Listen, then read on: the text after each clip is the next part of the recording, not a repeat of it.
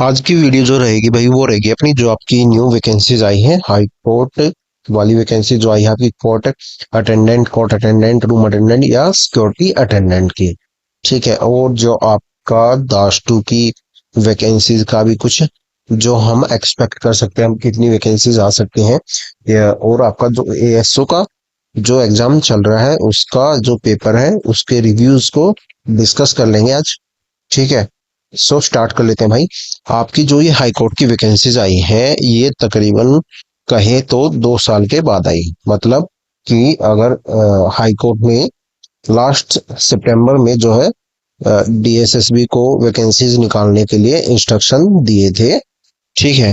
तो उसके बाद ही ये वैकेंसीज अब डीएसएसबी के थ्रू आई हैं दिस सितंबर 2023। फिर जो आपकी कुछ चीजें हैं जैसे आपका मैंने लास्ट ईयर जनवरी में एक जो इनकी पोस्ट सैंक्शन हुई थी, जो पोस्ट इनकी सैंक्शन हुई थी हाई कोर्ट की, तो वो भी मैंने आपको बताया था कि भैया ये पोस्ट आ सकते हैं। तो आपकी उसमें कोर्ट अटेंडेंट वाली भी वैकेंसीज थी, पर वो वहां पे देखो, वहां पे थी वो 176 थी। अब जो वैकेंसी आई है देखो कि बहुत बढ़ के आई है भाई ये वैकेंसीज। सैंक्शन तो लास्ट ईयर का ही जैसे बताया था मैंने कि आपकी उसमें 176 थी। अब देखो यहाँ पे कितनी है टोटल आपकी 334 वैकेंसीज हैं। देखो मैं लास्ट ईयर वाला भी जो आपको टेलीग्राम पे मैंने आपको बताया था, तो जब मैंने आपको बताया था भाई देखो कोर्ट अटेंडेंट की वैकेंसीज जनवरी 2024 में जब ये सैंक्शन हुई थी तब मैंने आपको ये वैकेंसीज बताई थी 174। ठीक है। आपकी उसमें जेजे वाली थी और जुडिशियल असिस्टेंट थी, सीनियर असिस्टेंट थी और सीनियर सीनियर जुडिशियल असिस्टेंट। तो ये वैकेंसीज भी आपकी आ जाएंगी। जैसे ही ये आई हैं तो ये भी आएंगी क्योंकि ये भी सैंक्शन ऑलरेडी 2024 में हो गई थी। तो उम्मीद है कि ये वैकेंसीज भी आपकी और बढ़ के ही आएंगी कुछ ना कुछ। तो कोर्ट अटेंडेंट तो अपनी आ चुकी है भाई। अब इसमें से आपकी ये वैकेंसीज बची हुई हैं तो उम्मीद है ये भी जल्दी ही आ जाए क्योंकि अब ये वैकेंसी डीएसएसबी के थ्रू ही आएंगी। ठीक है। तो कोर्ट अटेंडेंट अपनी आ चुकी है इनमें से।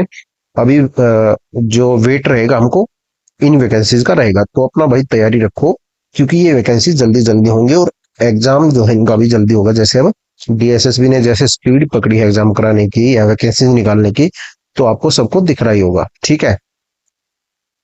तो अब जो आपका कोर्ट अटेंडेंट के लिए क्या क्या आपकी क्वालिफिकेशन है या आपका लास्ट डेट जो भी है, तो भैया आपकी जो फॉर्म फिल करने की डेट स्टार्ट होगी वो होगी 26 अगस्त से लेके, और जो क्लोजिंग डेट है वो आपकी 24 सितंबर। ठीक है। 24 सितंबर। तो ये है आपका closing and opening date. Vacancies आपकी देखो यहाँ पे कितनी है टोटल 334 है। इसमें देखो भाई ओबीसी की आपकी 120 है। और ओबीसी वाले जो भाई हैं वो अपना क्या करें, एनसीएल जो है बनवा लो भाई। एनसीएल मस्ट है, आप याद रखो एनसीएल जो है आपका कट ऑफ डेट। और कट ऑफ डेट क्या होती है, फॉर्म फिल करने की लास्ट डेट ही कट ऑफ डेट मानी जाती है डीएसएसबी में। तो आप ये ना सोचे कट ऑफ डेट वो है जिस दिन मेरा रिजल्ट आएगा उससे पहले मैं बनवा लूंगा, तो वो कट ऑफ डेट नहीं है। कट ऑफ डेट आपकी 24 जो है सितंबर है। तो यहाँ तक आप अपना ऑल डॉक्यूमेंट्स जो है आपके कंप्लीट होने चाहिए, आपकी क्वालिफिकेशन सारी जो है कंप्लीट होनी चाहिए। तो यहाँ तक आपको ये चीजें ध्यान रखना है। और ये क्या है भाई, जो ये सारी पोस्ट है इनका क्या होगा, कंबाइंड एग्जाम होगा सबका। कंबाइंड एग्जाम होगा जैसे ही आपका इंटरव्यू और उसका रिजल्ट आएगा रिटर्न का, जो आपकी कट ऑफ बनेगी वो बनेगी भाई आपकी इंटरव्यू प्लस रिटर्न।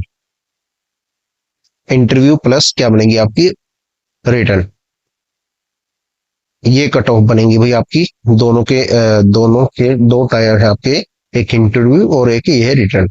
तो दोनों के उस पे रिजल्ट आएगा। उसके बाद जो आपसे पोस्ट प्रेफरेंस मांगी जाएगी कि भाई आप पोस्ट प्रेफरेंस जो है क्या डालना चाहते हैं, मतलब आप कोर्ट अटेंडेंट डालना चाहते हैं, कोर्ट अटेंडेंट एस डालना चाहते हैं, या एल एच या सिक्योरिटी अटेंडेंट। तो आपको जो है फॉर्म फिल करना है, तो इस सारी पोस्ट के लिए आपको फॉर्म फिल करना पड़ेगा। ठीक है। मतलब अलग अलग नहीं फॉर्म फिल करना है जो भाई, उसमें जो है आपको फॉर्म तो एक ही फिल होगा, पर आपको उसमें सारी पोस्ट के लिए सिलेक्ट करना है। कभी आप कहो एक ही पोस्ट सिलेक्ट कर दो, फिर कहो मैं कि भाई मैं तो और प्लस क्या कहते हैं और पोस्ट मैंने सिलेक्ट नहीं की, तो मैं दूसरा फॉर्म भर देता हूँ। तो दूसरा फॉर्म जो है आपको नहीं भरना है, कैसे भी कोई भी आपको अपने रजिस्ट्रेशन में है जो है छेड़छाड़ नहीं करनी है। आपको एक ही फॉर्म में सारी पोस्ट के लिए आपका फॉर्म फिल होगा, मतलब आप जो है सारी चीजें एक साथ भर सकते हो, ठीक है। तो आराम से समझ के देख के भरना भाई, कोई जल्दबाजी मत करना, ठीक है। तो सब पोस्ट के लिए एक ही फॉर्म फिल होगा। ये जितनी पोस्ट है यानी 5 पोस्ट है, सबके लिए एक ही फॉर्म जो है आपका फिल होगा। जो है आपको एक में ही सारी पोस्ट को आपको डालना है। ये गलती मत करना भाई कि मैंने एक ही पोस्ट फिल करी है या दो करी है। तो आपका एक ही फॉर्म है, बार बार सुन लो, बार बार समझ लो। गलती मत करना कि दोबारा फॉर्म फिल कर देता हूं मैं, तो वो चीजें मत करना, ठीक है। नहीं तो आप दोनों से ही काम से चले जाओगे। आपकी जो है वैकेंसीज कट ऑफ डेट जो है लास्ट डेट है, जो कट ऑफ डेट होती है वो लास्ट डेट होती है भाई, ठीक है। आपका और जो आपकी एज है, इसमें आपकी एज रहेगी भाई, वो रहेगी 18 से 27 साल। और जो आपका रिलैक्सेशन मिलता है OBC S C S T OBC, वो अलग है। ओबीसी एनसीएल जो है मस्ट है। ओबीसी दिल्ली का ही चलेगा, बाहर का नहीं चलेगा।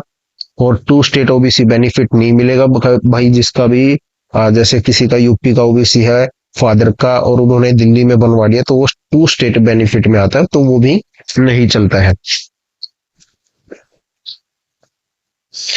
एस सी एस टी जो है अपनी कैटेगरी में फिल कर सकते हैं, वो चाहे भी किसी भी स्टेट से हो।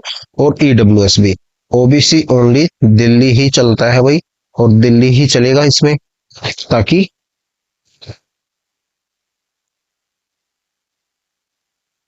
और जो भाई आपका ये रहेगा स्कीम ऑफ एग्जामिनेशन है, इसमें आपका जो है एक एग्जाम होगा टायर 1। टायर 1 में क्या आपका 100 एमसीक्यू है, टोटल जो है 100 नंबर है, 150 मिनट है। आपके इसमें 4 सब्जेक्ट आएंगे, हिंदी, इंग्लिश और जीके, ये होगी बिलिंगुअल। और क्या होगा, मैथ्स, ठीक है। ये तो 4 सब्जेक्ट आएंगे आपके, 150 नंबर का भाई आपका पेपर होगा, ठीक है। और 50% नंबर लेना जनरल वालों को मैंडेटरी है, मतलब 100 में से आपको 50 नंबर लेने ही लेने हैं, ठीक है। 100 में से 50 नंबर भाई चाहिए ही चाहिए। इसमें देखो यहाँ पे लिखा है the qualifying marks for the objective type test shall be as under. UR के लिए कितने 50 मार्क्स, ठीक है। और आपके ओबीसी के लिए है 45। एससी एससी एसटी ओबीसी तीनों के लिए कितने हैं 45, ठीक है भाई। और जो है आपका इंटरव्यू के लिए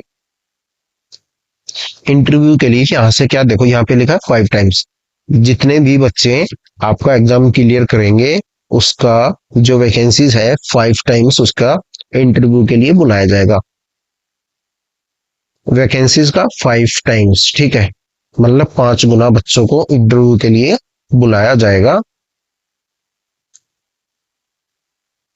और देखो इसमें 2-3 चीजें और हैं। डीएसएसबी आपका टायर 1 कंडक्ट करेगी। हाई कोर्ट आपका इंटरव्यू लेगा, हाई कोर्ट डिपार्टमेंट जो आपका रिक्रूटमेंट डिपार्टमेंट होता है वो। और फाइनल मेरिट जो है आपकी दिल्ली हाई कोर्ट के और इंटरव्यू के और एमसीक्यू के टेस्ट के बिहाफ पे बनेगी। जो आपकी कट ऑफ जो बनेगी वो बनेगी भाई MCQ plus MCQ test and interview.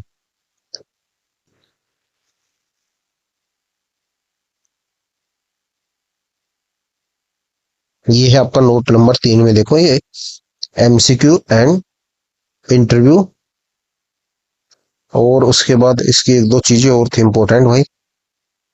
आप देखो जो है फॉर्म फिल करने के बाद अपनी कैटेगरी नहीं चेंज कर सकते किसी भी स्टेज पर।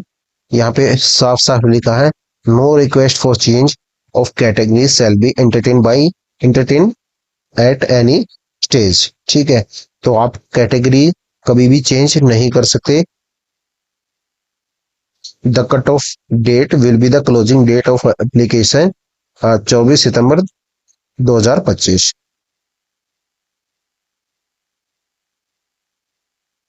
और जो आपकी एज लिमिट देखो भाई, जो आपकी जो एज लिमिट रहेगी जनरल के लिए, जो आपकी जनरल कैटेगरी के लिए डेट रहेगी, वो क्या है आपकी 18 से 27। और जो है आपका जन्म जो है 2 जनवरी 1998 से बाद का होना चाहिए, और 1/1/2007 से पहले का होना चाहिए, मतलब इसके बाद का नहीं होना चाहिए। ठीक है। तो आपका ये है दिल्ली हाई कोर्ट की वैकेंसीज का, जो जो आपके इम्पोर्टेंट चीजें थी वो मैंने आपको बता दी हैं। फॉर्म जो आपको एक ही फिल करना है, फॉर्म जो है भाई आपको एक ही फिल करना है, ये आपको ध्यान रखना है। ठीक है। तो भाई अब डिस्कस कर लेते हैं आपका दास टू। देखो भाई, दास टू की जो आपका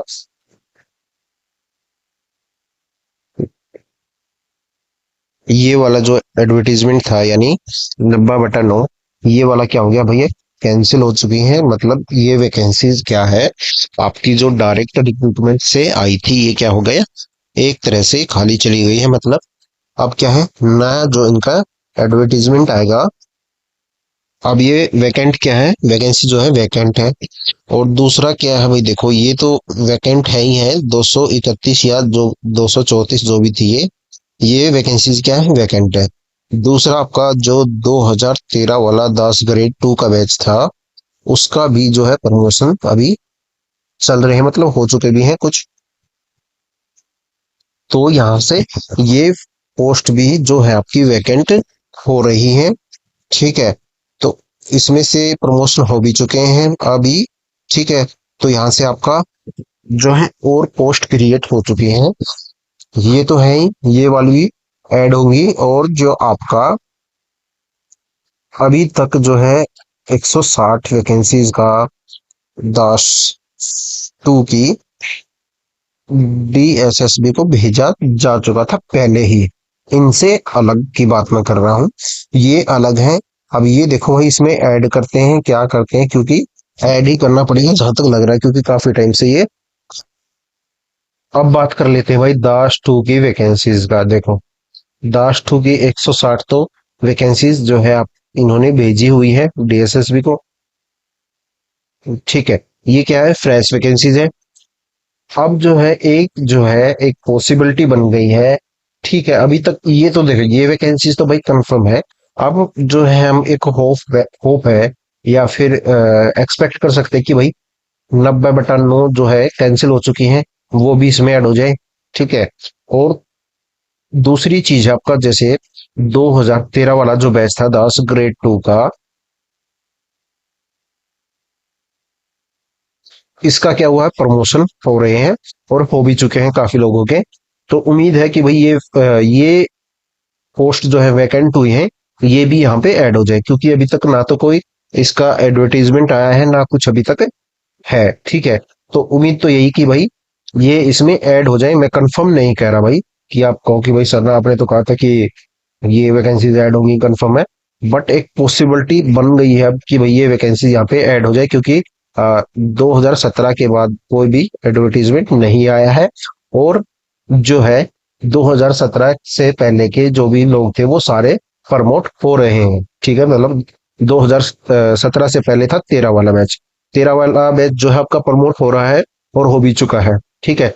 तो अब जो है 10 ग्रेड 2 का, मतलब जो एएसओ बोलते हैं हम इनको, ये क्या है 2017 वाला ही बैच है इनके पास अभी फिलहाल, क्योंकि 2013 वाला तो प्रमोट हो रहा है।